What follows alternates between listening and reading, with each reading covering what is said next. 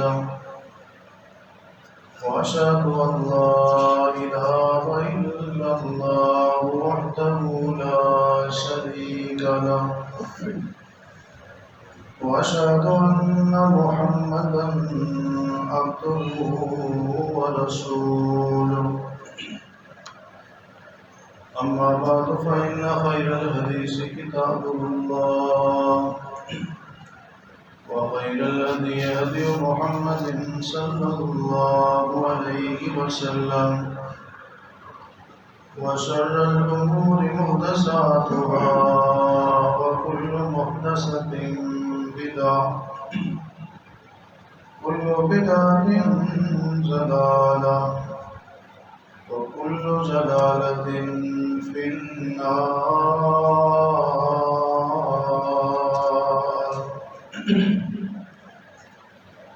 اللهم صل على محمد وعلى آل محمد كما صليت على إبراهيم وعلى آل إبراهيم إنك حميد مجيد.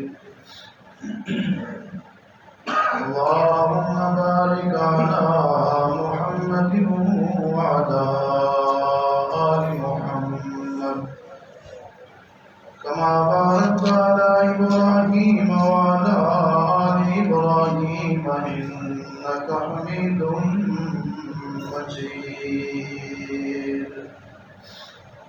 أعوذ بالله السميع العليم من الشيطان الرجيم.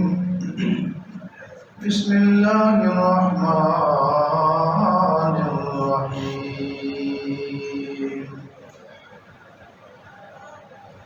ولكل أمة جعلنا منسكا ليذكروا اسم الله على ما رزقهم من بهيمة الأنعام.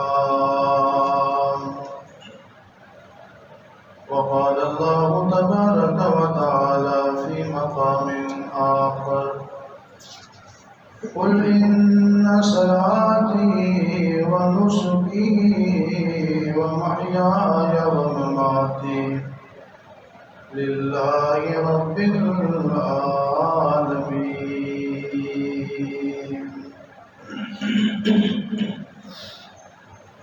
ہر قسم کی حمد و ثنا اللہ مالک الالام ذو الجلال والاکرام، خالق کل کائنات، مالک ارض و سماوات، حاجت روا مشکل کشا، غوث اعظم داتا دستگیر، پالنہار پروردگار اللہ وحدہ لا شریک کی ذات گرامی کے لیے خاص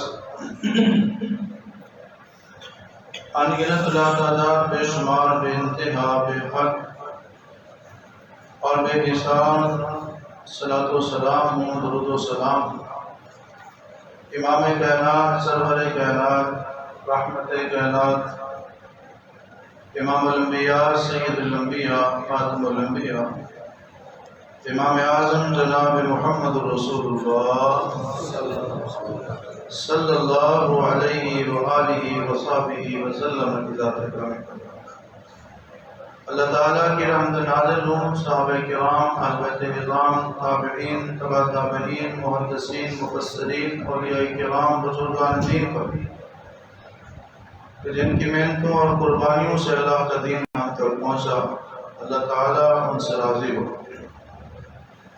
واجب الاحترام معزز سامعین کرام، آج کے خطبہ جمعہ میں آپ کے سامنے قربانی کے احکام و مسائل قرآن و سنت کی روشنی میں بیان کیے جائیں گے. دعا ہے کہ اللہ رب العزت مجھے حق اور سچ بیان کرنے کی توفیق عطا فرمائے. سننے اور سنانے کے بعد اللہ تعالیٰ ہم سب کو عمل کرنے کی توفیق دے. قرآن کریم میں اللہ رب العزت فرماتے ہیں وَلِكُلِّ أُمَّةٍ جَعَلْنَا مَنْسَكًا، ہم نے ہر امت میں قربانی کے طریقے رکھے تھے. مشہور ابراہیم علیہ السلام کی قربانی ہو گئی اور یادگار کے طور پر وَتَرَكْنَا عَلَيْهِ فِي الْآخِرِينَ، اللہ نے اس قربانی کو اس شکل میں بعد والے لوگوں میں جاری رکھ دیا، لیکن ہر امت میں قربانی تھی اور قربانی کا مخصوص طریقہ تھا، ہر امت کے لیے اپنا طریقہ تھا۔ کوئی امت قربانی سے خالی نہیں، قربانی قرب سے مشتق ہے۔ اللہ کا قرب حاصل کرنے کے لیے، نزدیکی حاصل کرنے کے لیے، اللہ کی محبت حاصل کرنے کے لیے، اس کی رضا حاصل کرنے کے لیے جو مال شریعت کے بتلائے ہوئے طریقے کے مطابق 10 ذو الحج یا پھر عید الاضحیٰ کے دنوں میں، قربانی کے دنوں میں قربان کیا جائے، اس کو قربانی کہا جاتا ہے۔ مسلمانوں کو رسول کریم صلی اللہ علیہ وسلم کی طرف سے جو رہنمائی ملی، مشروع طریقہ، نبی علیہ السلام جو قربانی کرتے تھے، صحابہ کرام جو قربانی کرتے تھے، بہیمۃ الانعام، پالتو جانور، گھریلو جانور، اونٹ ہے، بکری ہے، بھیڑ ہے، گائے ہے، ان کی قربانی کرتے تھے۔ اور یہ قربانی کرنا رسول اللہ صلی اللہ علیہ وسلم کی سنت ہے، اور یہ سنت المسلمین بھی ہے۔ صحیح بخاری کی حدیث ہے، نبی علیہ الصلوۃ والسلام نے فرمایا، آج کے دن ہم سب سے پہلے نماز عید پڑھیں گے۔ اس سے معلوم ہوتا ہے کہ قربانی کا وقت نماز عید کے بعد ہے، پہلے نہیں۔ پھر واپس لوٹ کر قربانیاں کریں گے۔ جو شخص اس طرح کرے گا فقد اصاب سنتنا، اس نے ہماری سنت پر عمل کیا، وہ ہمارے سنت طریقے کے اوپر چلا۔ اس کے بعد آپ نے فرمایا، جس نے عید کی نماز پڑھنے سے پہلے قربانی کی، وہ لحم، وہ صرف گوشت ہے، وہ قربانی نہیں ہے۔ عام طور پہ لوگ کہتے ہیں قربانی کرنا واجب ہے، یہ واجب نہیں ہے۔ ابن عمر رضی اللہ تعالیٰ عنہ سے کسی نے سوال کیا، اور یہ جامع ترمذی کی روایت ہے۔ پوچھنے والے نے پوچھا، کیا قربانی واجب ہے؟ انہوں نے جواب دیا، ضحى رسول اللہ صلی اللہ علیہ وسلم والمسلمون، رسول اللہ نے قربانی کی، مسلمانوں نے قربانی کی۔ سائل نے پھر پوچھا، کیا یہ واجب ہے؟ انہوں نے کہا، عطا تمہیں سمجھ نہیں آ رہی، ضحى رسول اللہ صلی اللہ علیہ وسلم والمسلمون، میں نے کہا تو ہے رسول اللہ نے کی ہے، مسلمانوں نے کی ہے، لہذا یہ سنت ہے، واجب نہیں ہے۔ اور پھر سنت بھی تاکید والی ہے، عام سنت نہیں ہے۔ جس بندے کو اللہ تبارک و تعالیٰ نے توفیق دی ہے، من وجد سعۃ، استطاعت ہے، قربانی کر سکتا ہے، فلم یضحی، اس کے باوجود وہ قربانی نہیں کرتا، فلا یحضر مصلانا، نبی علیہ السلام فرماتے ہیں وہ ہماری عیدگاہ میں نہ ہے۔ اب یہ الفاظ بڑے سخت ہیں، اس لیے ہر صاحب استطاعت کو سال میں قربانی کرنی چاہیے۔ ایک حدیث ہے جس میں نبی علیہ السلام نے فرمایا، یا ایھا الناس ان علی کل اہل بیت فی کل عام اضحیہ، اے لوگوں، بے شک ہر گھر والوں کو ہر سال میں ایک قربانی ضرور کرنی چاہیے، لیکن اس مراد سے بحیثیت لوگ ہیں جن کے پاس قربانی کرنے کی استطاعت ہی نہیں ہے، گنجائش ہی نہیں ہے، تو پھر قرآن کہتا ہے لا یکلف اللہ نفسا الا وسعہا، اللہ تعالیٰ کسی کو اس کی استطاعت سے زیادہ تکلیف ہی نہیں دیتے۔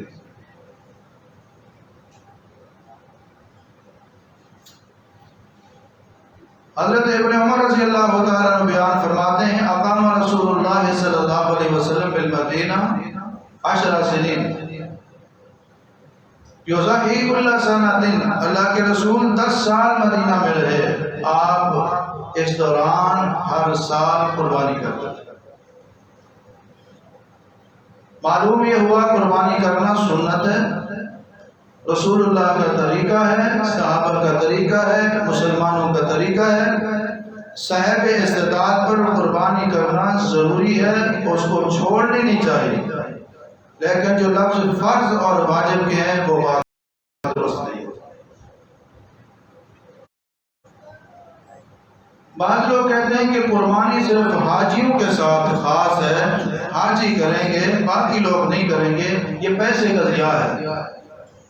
کروڑوں اربوں روپے کے جانور ایسے ہی مسلمان ذبح کر دیتے ہیں۔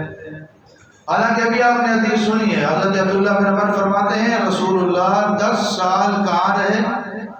مدینہ میں، اور ہر سال قربانی کی۔ حالانکہ حج تو اللہ کے نبی نے ایک بار کیا ہے۔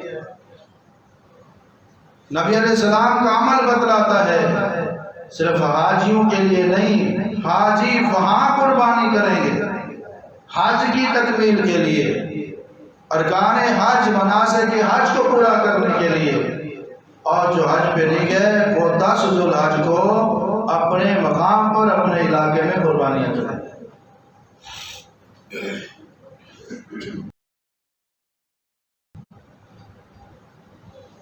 نبی علیہ السلام کی جو عام مبارکہ تھی وہ یہ تھی کہ آپ 2 دمبے ذبح کیا کرتے ہیں۔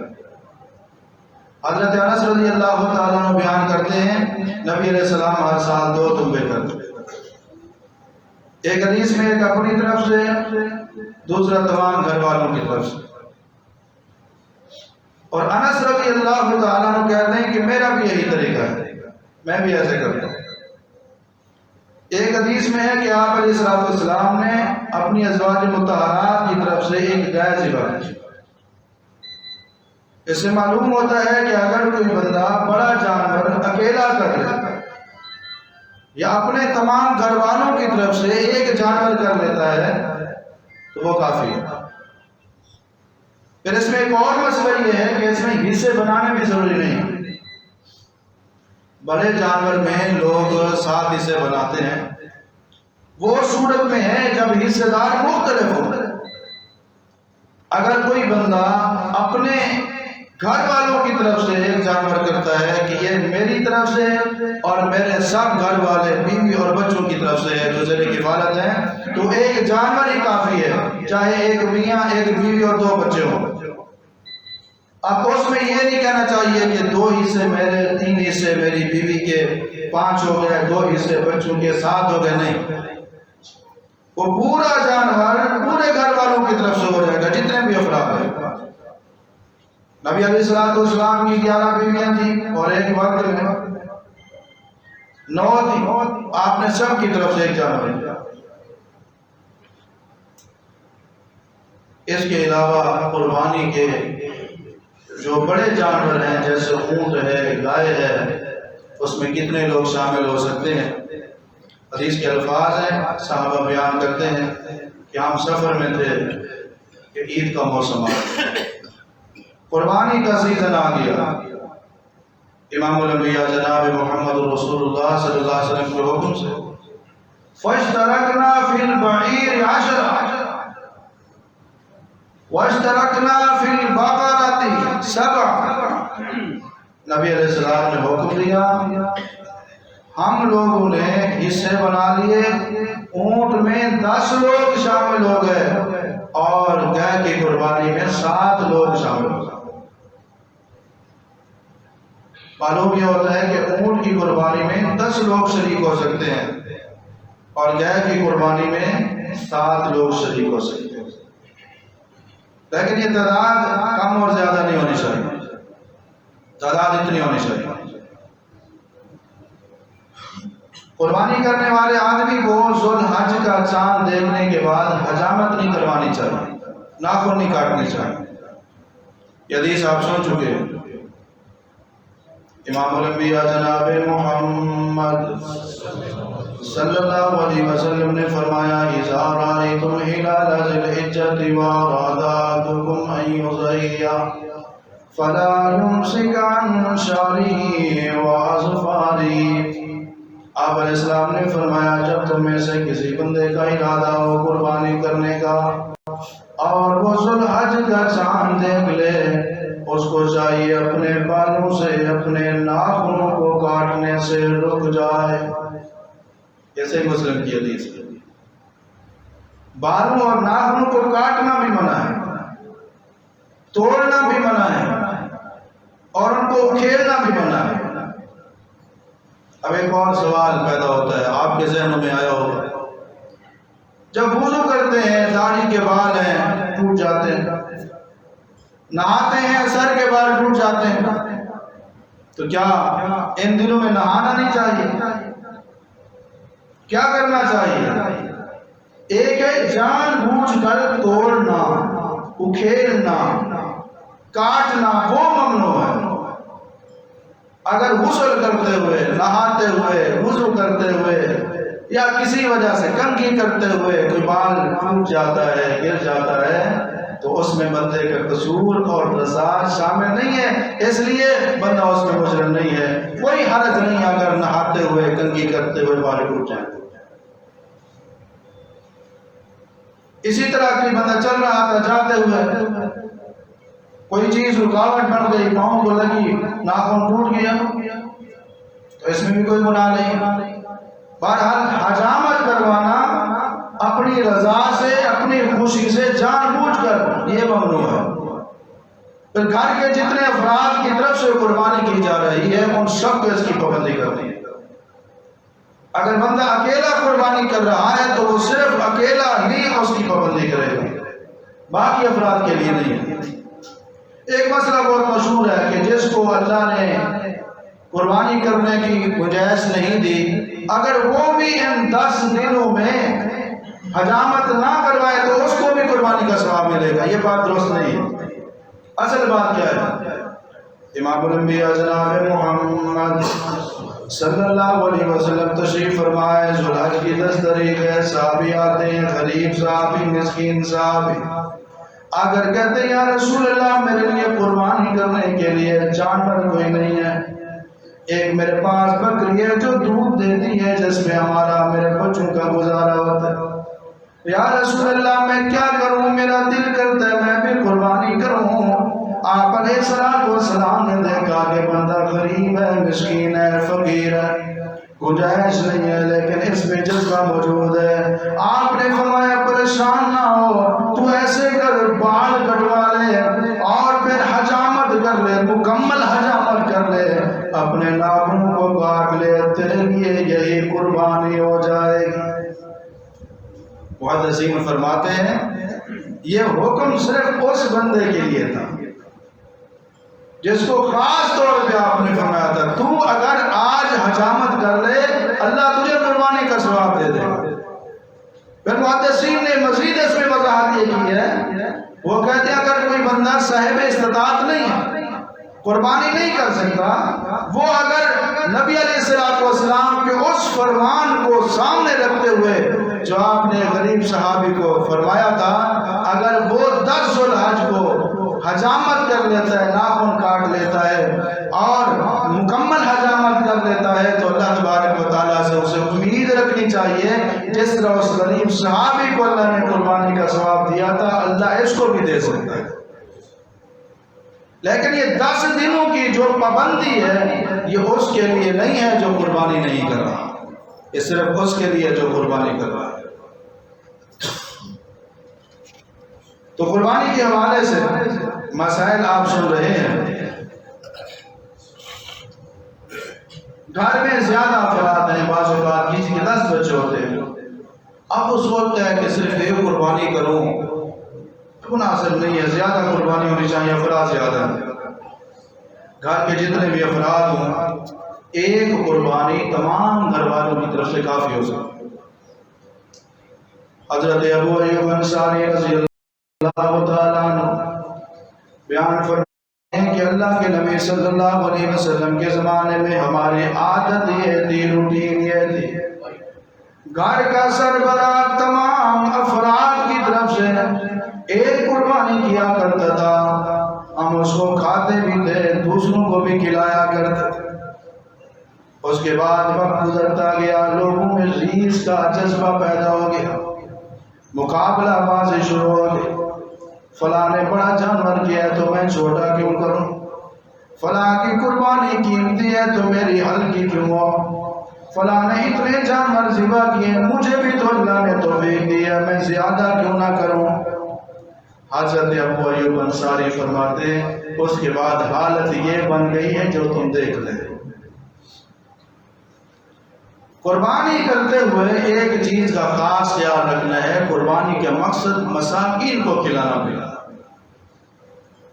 جو بندہ صاحب استطاعت ہے وہ تو سارا سال کھاتا رہتا ہے، یہ اصل میں جو کھانے کا انتظام کرنا ہے، گوشت کا انتظام کرنا ہے، وہ مساکین کے لیے، قربانی غریبوں کے لیے کریں، یہ جذبہ ہو۔ میری قربانی سے غریبوں کو فائدہ ہوگا، میری قربانی سے مسکینوں کو فائدہ ہوگا، میری قربانی سے ان لوگوں کو فائدہ ہوگا جو پورا سال اپنی جیب سے پیسے لگا کے گوشت نہیں کھا سکتے۔ یہ سوچ نہ ہو کہ میری قربانی سے میرے فریج کو فائدہ ہوگا، سارا سال خالی رہتا ہے، چلو سال میں ایک بار وہ فل ہو جائے۔ اب آپ جائیں نا دکانوں پہ، الیکٹرک اسٹور جائیں جہاں پہ فریج وغیرہ ملتے ہیں، قربانی کی عید سے پہلے بڑا رش ہوتا ہے۔ قربانی کا جو مقصد تھا، قربان جائے جناب محمد رسول اللہ صلی اللہ علیہ وسلم کی سنت پر۔ امیر المومنین سیدنا علی المرتضی رضی اللہ تعالیٰ عنہ بیان فرماتے ہیں، نبی علیہ السلام نے حج کیا، ہم نے رسول اللہ کے ساتھ حج کیا، قربانی کی باری آئی، نبی علیہ السلام نے کتنی قربانیاں کی، سن کر بندہ حیران ہو جاتا۔ اللہ کے رسول علیہ السلام کو جب اللہ نے توفیق دی، آپ نے تھوڑی قربانیاں کی، اس موقع پر اللہ نے توفیق زیادہ دی ہوئی تھی۔ حضرت علی فرماتے ہیں حجۃ الوداع کے موقع پر رسول اللہ صلی اللہ علیہ وسلم نے اپنی طرف سے 100 اونٹ قربان کیے تھے، 63 اونٹ اپنے ہاتھ سے ذبح کیے۔ سبحان اللہ، بہادر نبی۔ اور ہمارے ہاں تو اکثریت کی حالت مرغی بھی ذبح نہیں کر سکتے، اور کبھی کوئی مجبوراً ذبح کرنی بھی پڑے، مرغی بعد میں ذبح مکمل ہوتی ہے، وہ پہلے بے ہوش ہو جاتے ہیں۔ 63 اونٹ ذبح کیے اللہ کے رسول صلی اللہ علیہ وسلم نے ایک ہی واقعے میں مسلسل، اور باقی حضرت علی رضی اللہ تعالیٰ کے حوالے کرتا ہے۔ اور فرمایا علی اس کا گوشت 100 اونٹوں کا گوشت، ان کی اوجڑیاں، ان کی کھالیں غریبوں مسکینوں میں تقسیم کر دینی ہے۔ رسول اللہ نے 100 قربانیوں میں سے ایک بوٹی بھی گوشت کی نہیں رکھی، یہ جذبہ ہونا چاہیے۔ اور آپ جانتے ہیں، بتانے کی ضرورت نہیں ہے، اچھا اچھا ستھرا مخصوص لذیذ مزیدار اور بہترین عمدہ گوشت فریجوں میں، اور باقی غریبوں کو۔ قربانی کا گوشت کتنا عرصہ رکھ سکتے ہیں؟ قربانی کا گوشت اسٹور بھی کیا جا سکتا ہے، اور اس کے لیے کوئی حد نہیں۔ ایک مرتبہ فقر تھا، فاقہ تھا، مسکینی تھی، لوگوں کے پاس کھانے پینے کے لیے کچھ نہیں تھا۔ نبی علیہ السلام نے فرمایا تھا کہ کوئی بندہ 3 دن سے زیادہ اپنے پاس قربانی کا گوشت نہ رکھے، 3 دن کھا سکتا۔ اگلے سال ابو داؤد کی حدیث ہے، صحابہ کرام نبی علیہ السلام کی خدمت میں حاضر ہوئے، یا رسول اللہ کیا حکم ہے، اس بار بھی سارا تقسیم کر دینا ہے، 3 دن کھا سکتے ہیں؟ آپ نے فرمایا نہیں، وہ تو مخصوص حالات تھے، ہنگامی حالات تھے، کلو کھاؤ، اطعمو کھلاؤ، وادخروا اور ذخیرہ کرو۔ پہلے ذخیرے کی بات نہیں ہے، پہلے کھاؤ پھر کھلاؤ، بچ جائے تو ذخیرہ کرو، اس ترتیب کو یاد رکھنا ہے۔ لوگ پہلے ذخیرہ کرتے ہیں پھر کھاتے اور کھلاتے ہیں۔ قربانی میں بڑے جانور میں 10 روز گائے میں 7 لوگ شامل ہو سکتے ہیں. آپ نے سنا ہے بھینس کی قربانی. بھینس کی قربانی کے بارے میں یہ چند سالوں میں اختلاف ہوا ہے کہ فکر اور سوچ نظریہ یہ پیش کیا گیا ہے کہ رسول اللہ صلی اللہ علیہ وسلم نے چونکہ بھینس کی قربانی نہیں کی ہے اس لیے قربانی نہیں کرنی چاہیے. نبی علیہ الصلوۃ والسلام نے جو بھینس کی قربانی نہیں کی اس کی وجہ ہے کہ عرب میں مکہ مدینہ میں بھینس ہی نہیں تھی. یہ بات میں آئی لیکن جو اس کو جاموس کہتے ہیں الجاموس جید نوع من البقر یا نوع جید من البقر. امام مالک رحمہ اللہ فرماتے ہیں یہ بقر میں سے گائے میں سے اس کی ایک حسن اور عمد اور بہترین ہے. لہذا افضل اور بہتر یہی ہے کہ وہ جنس جو گائے کی جنس ہے جس کی قربانی رسول اللہ سے ثابت ہے صحابہ سے ثابت ہے اس کی کوئی بھی قسم کو کی جا سکتی ہے. لیکن یہ جو ہمارے ہاں گائے ہیں عام طور پر اس کی قربانی کرنا افضل اور بہتر ہے. اگر کوئی بندہ بھینس کی قربانی کر لیتا ہے تو اس کی قربانی ہو جائے گی. وہ مجرم اور گنہگار نہیں ہے. اگر بھینس کی قربانی جائز ہے افضل ہے گائے کی قربانی کی جائے. قربانی کے جانور کا دھوندا ہونا ضروری ہے. لا تذبحوا الا مسنۃ نبی علیہ السلام کا فرمان.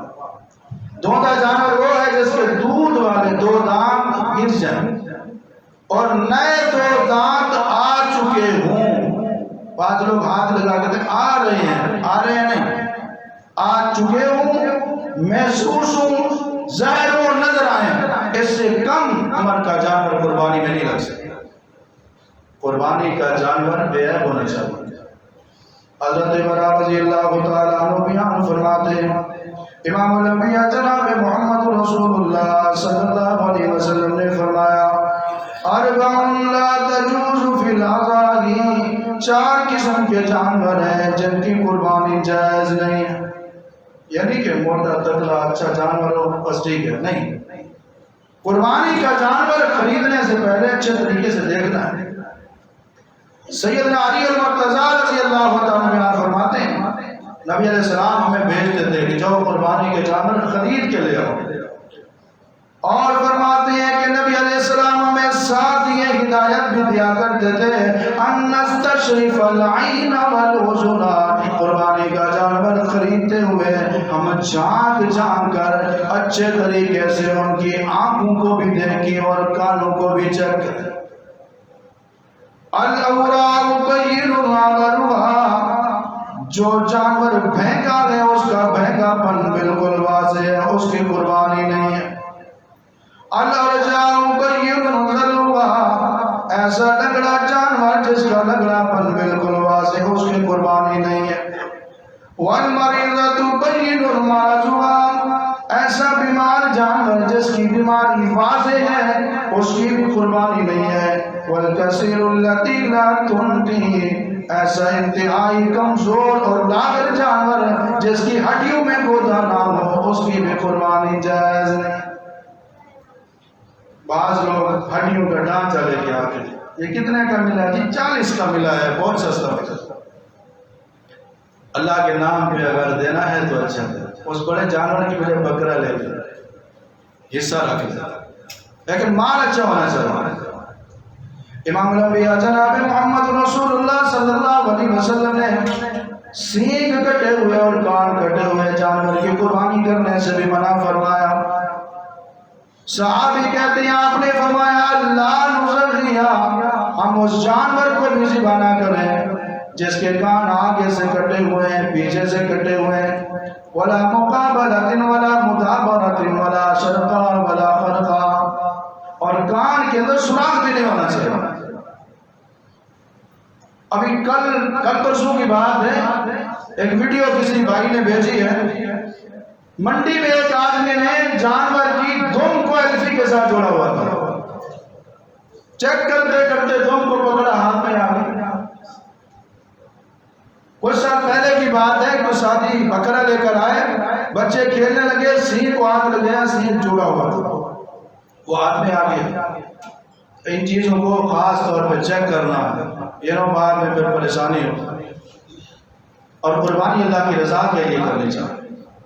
بعض لوگ قربانی کے جانور میں عقیقے کے حصے شامل کر کے 7 حصے پورے کر لیتے ہیں۔ عقیقہ اور چیز ہے، بچہ پیدا ہو، بچی پیدا ہو، 7ویں دن عقیقہ کرنا سنت ہے۔ کسی مجبوری کی وجہ سے 7ویں دن نہیں کر سکے، پھر جب دل کرے کر سکے، لیکن وہ علیحدہ ہو۔ اس کے لیے اصول اور سنت طریقہ کیا ہے؟ لڑکے کی طرف سے 2 بکریاں یا بھیڑیں، ان میں مذکر مؤنث ہو جائے، اور لڑکی کی طرف سے 1 بکری یا بھیڑ، مذکر ہو یا مؤنث ہو۔ گائے سے عقیقہ نہیں ہو سکتا، عقیقے میں بھینس ذبح نہیں کر سکتے، اونٹ ذبح نہیں کر سکتے، کوئی اور حلال جانور ذبح نہیں کر سکتے، جو شریعت کی حدود ہیں ان کے اندر ہی رہنا ہے۔ سیدہ عائشہ رضی اللہ تعالیٰ عنہ کے بھائی عبد الرحمن کے گھر بیٹا پیدا ہوا، بڑے عرصے بعد بہت خوش ہے۔ گھر والوں نے کہا ہم بکریوں کی بجائے ہم اونٹ ذبح کریں گے۔ سیدہ عائشہ رضی اللہ تعالیٰ عنہ نے فرمایا نہیں، خوشی ہے، لیکن اس موقع پر ہم کام وہی کریں گے جو جناب محمد مصطفیٰ صلی اللہ علیہ وسلم نے کیا۔ خوشی میں شریعت کو نہیں چھوڑنا، بلکہ شریعت کی پیروی کرنی ہے تاکہ خوشی عطا کرنے والا خوش ہو۔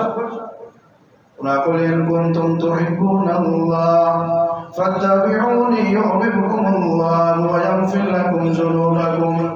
رب العالمین نے فرمایا میرے محبوب آپ اعلان کر دیجئے اگر تم اللہ سے محبت کرنا چاہتے ہو، میں محمد مصطفیٰ کی پیروی کرو، اللہ تم سے پیار بھی کرے گا، محبت بھی کرے گا، تمہارے گناہ بھی معاف فرما دے۔ رسول اللہ کی پیروی کرنے میں گناہوں کی معافی اور رب کی رضا ہے۔ قربانی کے جانور میں فوج حکام کی طرف سے حصہ رکھنا یہ رسول اللہ صلی اللہ علیہ وسلم اور صحابہ سے ثابت نہیں۔ ہاں قربانی کے دنوں میں اگر آپ کا ارادہ ہے کہ باقی قربانی کر رہے ہیں تو فوج حکام کی طرف سے بھی قربانی ہو تو پھر حصہ نہ رکھیں، علیحدہ سے ایک جانور خرید کریں اور وہ صدقے کے لیے سے آپ ذبح کریں۔ فوج سلطان کی طرف سے صدقہ کرنا ثابت ہے، خاص طور پر قربانی کرنا یا قربانی کا حصہ رکھنا رسول اللہ صلی اللہ علیہ وسلم اور صحابہ سے ثابت نہیں۔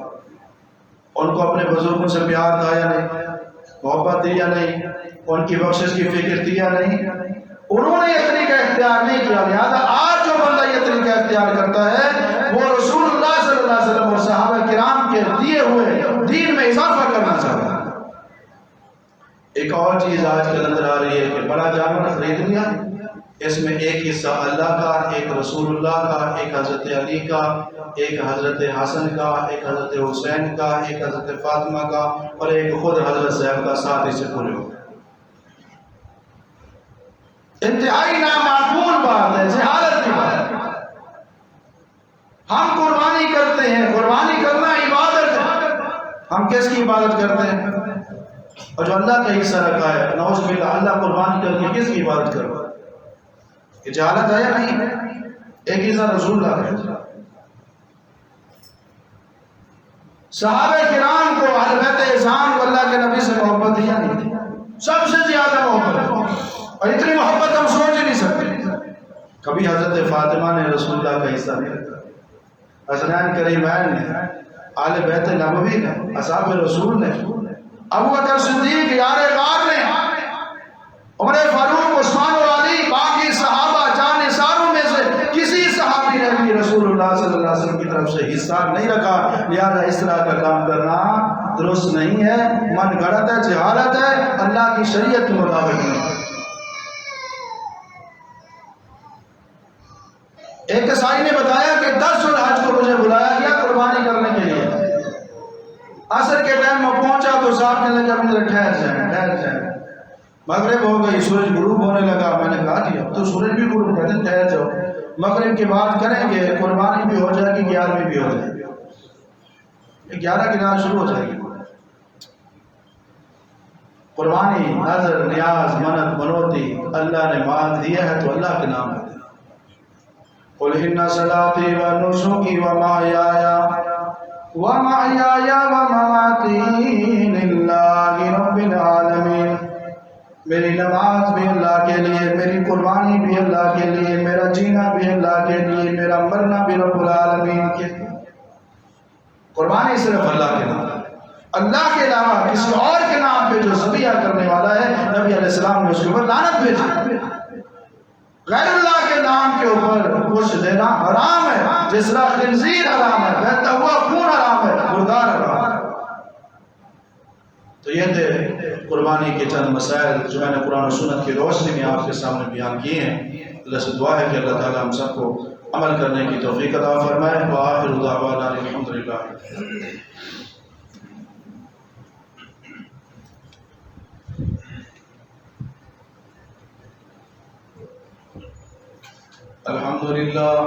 الحمد لله نحمده ونستعينه ونستغفره ونعوذ بالله من شرور أنفسنا ومن سيئات أعمالنا، من يهده الله فلا مضل له ومن يضلل فلا هادي له، وأشهد أن لا إله إلا الله وحده لا شريك له، وأشهد أن محمدا عبده ورسوله۔ اللهم صل على محمد وعلى آل محمد كما صليت على إبراهيم وعلى آل إبراهيم إنك حميد مجيد۔ اللهم بارك على محمد وعلى آل محمد كما باركت على إبراهيم وعلى آل إبراهيم إنك حميد مجيد۔ اللهم اغفر لنا والمؤمنين والمؤمنات والمسلمين والمسلمات الأحياء منهم والأموات۔ سبحان ربك رب العزة عما يصفون وسلام على المرسلين والحمد لله رب